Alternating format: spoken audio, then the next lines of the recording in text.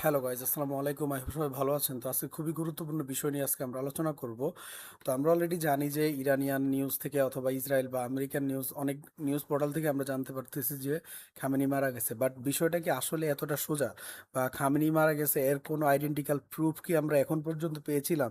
আমরা জানি আজ পর্যন্ত আমেরিকা বা ইসরায়েল দ্বারা যতগুলাই বড় বড় নেতাদেরকে তারা হত্যা করেছে, তার সবগুলাই আমরা মূলত ইন্টারনেটে খুব ভালোভাবে দেখতে পাই, বা আমেরিকান প্রেসিডেন্টদের দ্বারা তা খুব ভালোভাবেই, খুবই ঢালাওভাবে ইন্টারনেটে ছড়ানো হয়। যেমন আমরা দেখতে পেয়েছি কয়েকদিন আগে মাদুরোকে প্রেসিডেন্ট ডোনাল্ড ট্রাম্প যেভাবে সে তার কান্ট্রি থেকে তুলে নিয়ে গিয়েছিল, একদম লাইভে আমরা সকল ড্রোন শটের মাধ্যমে আমরা দেখতে পাই, যেটা ইন্টারনেটে এখন অলরেডি যে কেউ দেখতে পাবে। তাছাড়াও আমরা আরও আগের দিকে যাই, যদি আমরা সাদ্দাম হোসেনেরটাও সেমভাবে আমরা দেখতে পাই, একদম তাকে ধরা থেকে একদম ফাঁসির কাঠগড়ায় নেওয়া পর্যন্ত তার সকল জিনিস ইন্টারনেটে এখনও অ্যাভেলেবেল আছে।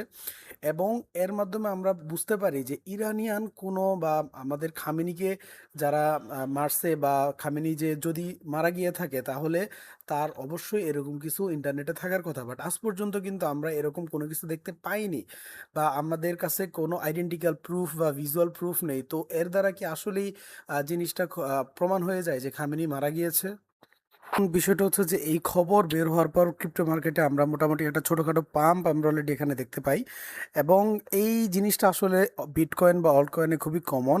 এখন প্রশ্ন হচ্ছে, যদি এটা সত্যি হয় তাহলে মিডল ইস্টে বড় পলিটিক্যাল চেঞ্জ হতে পারে, যদি খামেনি মৃত্যু সত্যি সত্যি হয়। আর এই ধরনের আনসার্টেনিটি অনেক সময় ক্রিপ্টো মার্কেটে ভলিটিলিটি বাড়িয়ে দেয়।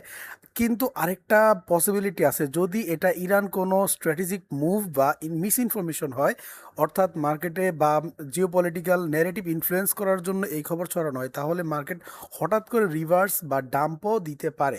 কারণ ক্রিপ্টো মার্কেট অনেক সময় নিউজ ড্রিভেন মুভ করে, একটা রিউমার বা পলিটিক্যাল ইভেন্টের কারণে শর্ট টার্ম পাম্প আসে, তারপর কনফার্মেশন না পেলে মার্কেট আবার নর্মাল লেভেলে ফিরে যায়। এখন বিষয়টা হচ্ছে যে এই নিউজের দ্বারা আমাদের কখনোই প্যানিক হওয়া যাবে না। এরকম নিউজ আমাদের আসতেই থাকে, আমাদের ক্রিপ্টো হোক, ফরেক্স হোক, সব মার্কেটেই আমরা যদি অ্যানালাইসিসের মাধ্যমে এবং রিস্ক ম্যানেজমেন্ট করে যদি আমরা ট্রেড করি, তাহলে বা আমরা যদি হোল্ডিং করি, তাহলে আমরা খুব ভালোভাবেই আমাদের রিস্ক ম্যানেজমেন্ট করে প্রফিটটা তুলে নিতে পারবো। আর মেইন বিষয়টা হচ্ছে, আমরা গত ভিডিওতে বলেছিলাম যে কিভাবে আমরা আসলে এই জিনিসগুলো থেকে বের হয়ে আসতে পারি। এবং আরেকটা বিষয় হচ্ছে যে এই সময় সবচেয়ে ইম্পর্টেন্ট হচ্ছে আমরা প্যানিক হব না, প্যানিক না হয়ে মার্কেটের স্ট্রাকচার দেখে ডিসিশন নিব।